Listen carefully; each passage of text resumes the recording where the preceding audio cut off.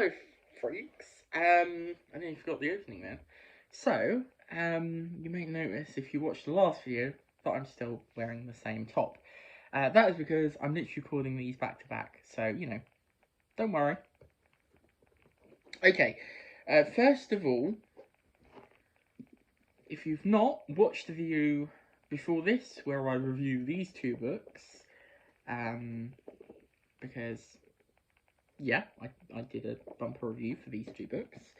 But let's crack right on to this one, Deceit by Peter Darvill-Evans.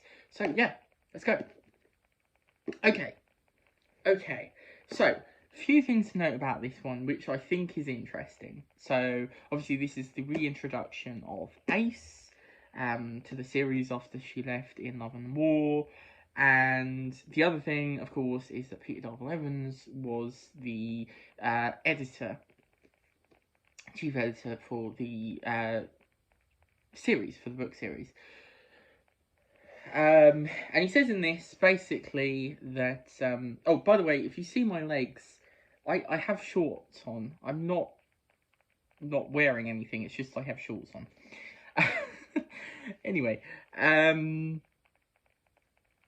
yeah, so he says in the on the back of this that he decided to put his sort of strictures for the Doctor Who writers to the test and write one himself to sort of see what it was like. And I think it's an interesting little book. So it's the thickest so far, and it's probably the most sort of space opera sci-fi type, you know, thing in the series so far, which I think is neither a good or bad thing. The basic setup for this one is, so, how do I describe this one? This is quite difficult. So basically, we're following quite a few characters, different characters. So it's the middle of the 25th century. It's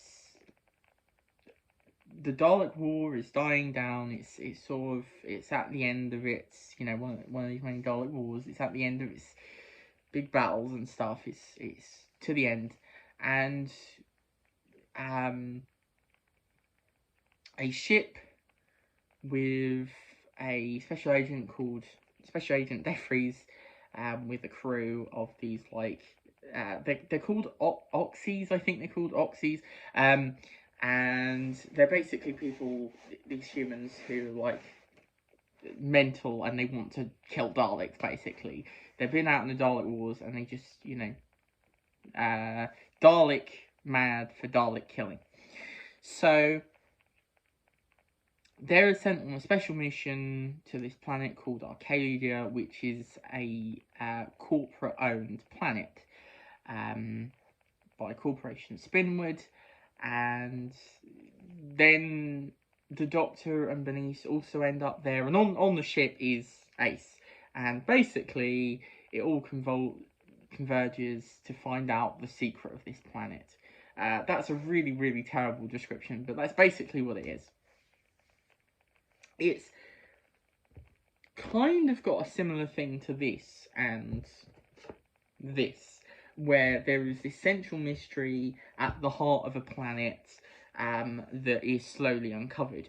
Although it's different in that the mystery isn't eked out in the same way, and it's also different because it's not fully about the planet. So yeah, but I enjoyed this one. This was good fun. It was a lot of fun. It was a quick read for how you know, big for a Doctor Who book this was.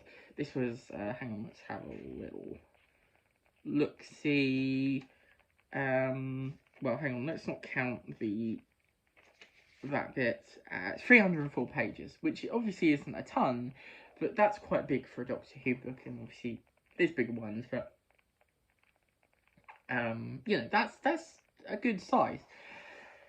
But yeah, I read through this quickly. It's got a real sort of space adventure thing going for it.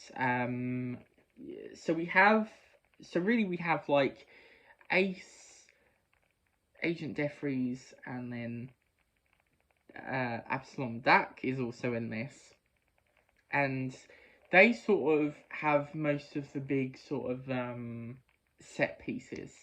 They deal with all that sort of stuff. And those are really fun. There's some great set pieces in this. Some like big space, like whoa things, and then also some good sort of action adventure stuff.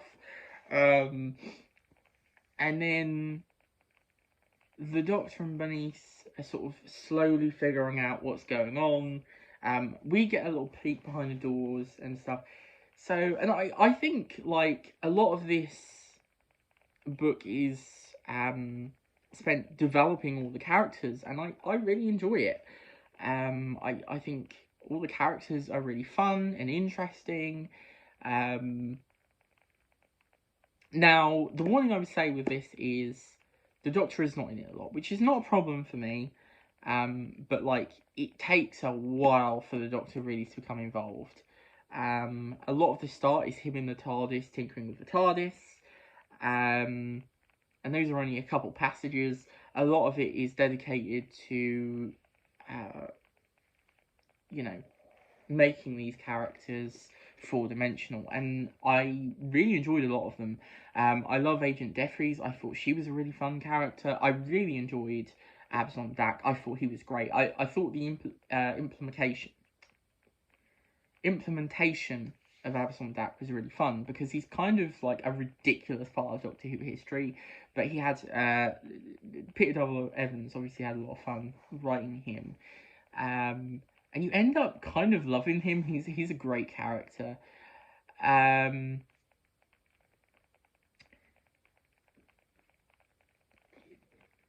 There's also sort of the two villains of this. The one that you really sort of get to interact with, and it does say on here, I think. Okay, it doesn't say on here, but I'm going to spoil it, so sorry.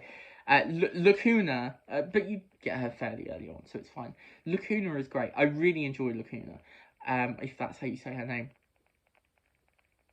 I won't say, like, because there is another, like, the actual sort of main villain, but is more sort of hiding in the shadows, and like, Lacuna is the face of the main villain. That's pretty fun as well. But yeah, Lacuna is great. I love her whole thing with, I forget her, Britta. I love her whole thing with Britta. I always want to say Britus, because I not that long ago I was binge watching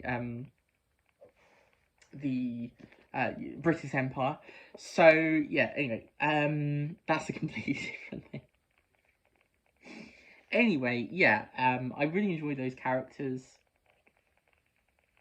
For me though, I think the major problem with this, it just didn't really pull me in the way I wanted it to. Like, it didn't really get me in the way I wanted to. Like, it was all good, it was all entertaining and fun, but it's not one I'm gonna remember, and it's just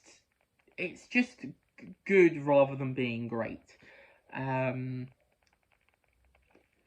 I don't know, I think a couple of things, like the pacing perhaps suffers in terms of like how like the pacing of the mystery. I think perhaps if you'd held some things back, perhaps shrouded Lacuna in a bit more mystery before she was revealed, or the main villain perhaps, I don't know, just the pacing was a little off, because obviously we knew a lot more than any of the characters did outside of, like, you know, some of the characters followed the closer to the thing, which sort of put you out of step with it. So each time they're sort of like, wow, this is a really, ooh, this mystery, and we were like, I know what the mystery is, like, I know the answer to this. So it kind of hindered, I think, the story. Also, I think it would have been nice to have maybe a little bit more of the Doctor later on and some more interactions between Bernice, Ace, and the Doctor, because there's a lot of baggage there. Sort of moving on to more of that, like the baggage side of things, I think the reintroduction of Ace was really good. I liked how he wrote Ace. I liked this version of Ace and the fact that she was different but also very clearly Ace. Which, yeah, I really enjoyed. And I like how they handled the baggage. I like that there is this sort of mystery hanging over her throughout the book, and particularly by the end of the book. So I did really enjoy that. One thing I want to say in this is that a big reason why I was looking forward to this book was this cover, which is great. Sorry, I am losing my voice.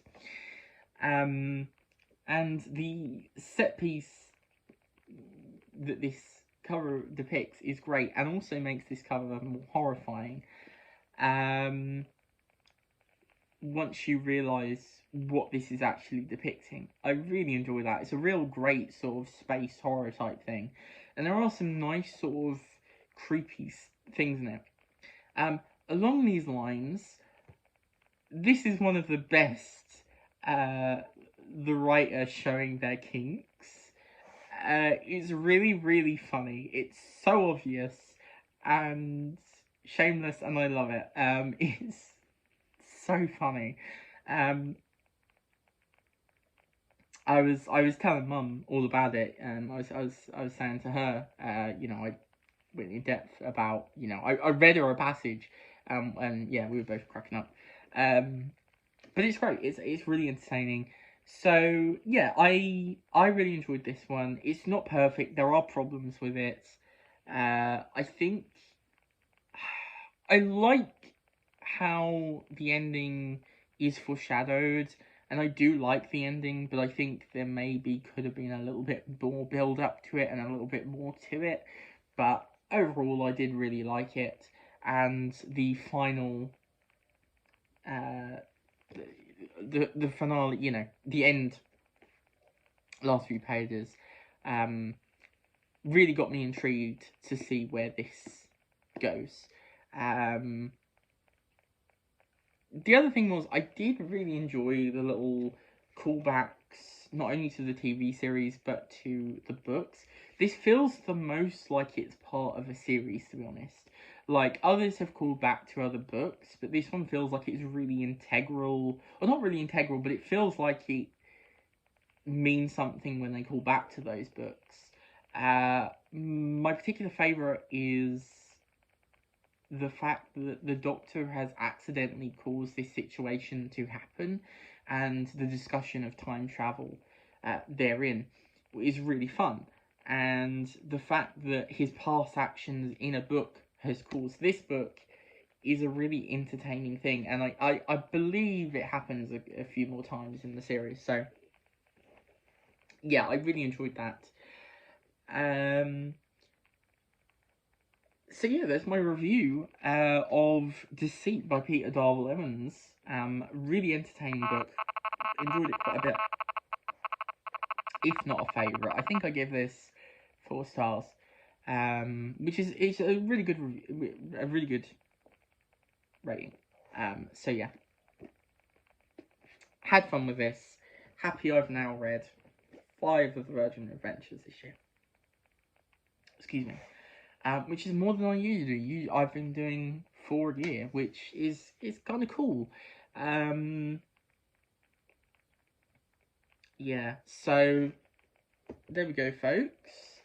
If you enjoyed this video, please do give us a like, and do put in the comments what you think about the book, if you've read it, and if not, tell me if you pick it up based upon what I've said. And also, of course, subscribe, and we shall see you, or I shall see, I don't know why I said we. I shall see you next time. Goodbye.